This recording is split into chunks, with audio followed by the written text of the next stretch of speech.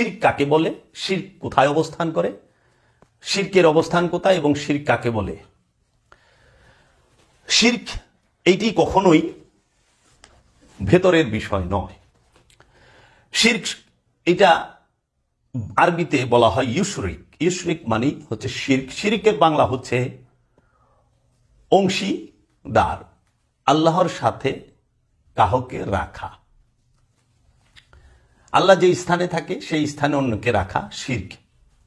আল্লাহ বাদে অন্য কাহারও ইবাদত করাই শিরক। আল্লাহ বাদে অন্য কোনো কিছু ইবাদত করাই শিরক। শিরক ভিতরের বিষয়, বাহিরের বিষয় নয়। খান্নাস রূপী শয়তানি মানব দেহের অভ্যন্তরে কলব নামক স্থানে অবস্থান করে লোভ মোহ নামক অনেক মূর্তির পূজা করায় এবং এই মূর্তির পূজা করাটিকেই বলা হয় শিরক করা। শিরক বাহিরের বিষয় নয়, ভিতরের বিষয়। ইবাদত দাসত্ব দুই জনের করা হয়। কোরআনে আল্লাহ বলছেন, ইবাদত করে আল্লাহর যারা বান্দা তাহারা আল্লাহর, আর ইবাদত হয় শয়তানের। আল্লাহ কোরআনে বলছেন, ওয়াবুদু রব্বাকুম হাত্তা ইয়াতিকাল ইয়াকিন, তোমরা তোমার রবের ইবাদত করো বিশ্বাস অর্জিত হওয়ার আগ পর্যন্ত। আল কোরআন।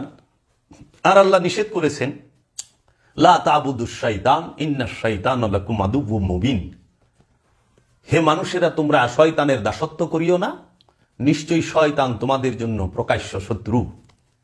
তো কাজেই ইবাদত দুইজনের করা হয়। একটি হইল রবের ইবাদত করা হয়, আল্লাহর ইবাদত করা হয়, আরেকটি হইল শয়তানের দাসত্ব করা হয়। আল্লাহ নিজে বলছেন। এখন শয়তানের দাসত্বটা সাধারণ মানুষ বুঝতে পারে না। শয়তানের দাসত্বটা কি আসলে?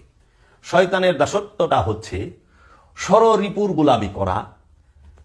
খান্নাস রূপী শয়তান থেকে যে 6টি রিপু, ষড়রিপু, তাহার গোলামি করা, সারা দিন ভর লোভের পূজা করা, লোভকে হৃদয়ে ধারণ করে তার পিছে ছুটে চলা, এইটা হচ্ছে শয়তানের পূজা। অহংকারের পূজা করা, সারা দিন শয়তানের কুমন্ত্রণায় অহংকার করা, অহংকার করে বেড়ানো, সেটা হতে পারে ক্ষমতার অহংকার, বিদ্যার অহংকার, সম্পদের অহংকার, রূপের অহংকার। এই অহংকারের পূজা করাটাই হচ্ছে শয়তানের পূজা করা। ক্ষমতার পূজা করাটাই হচ্ছে শয়তানের পূজা করা। শক্তির পূজা করাই হচ্ছে শয়তানের পূজা করা। সম্পদের পূজা করাই হচ্ছে শয়তানের পূজা করা। কারণ এই সমস্ত পূজাগুলো করাই হয় লোভ মোহের কারণে। আল্লাহ বলছেন, তুমি ক্ষমতার পূজা করো না, তুমি ক্ষমতার দাসত্ব করো না, তুমি আল্লাহ এবং আল্লাহর রসুলকে অনুসরণ করো। তুমি লোভের পূজা করো না, তুমি আল্লাহ আল্লাহ রসুলের অনুসরণ করো, দাসত্ব করো। তুমি অহংকারের পূজা করো না, কাম ক্রোধের পূজা করো না, মোহের পূজা করো না।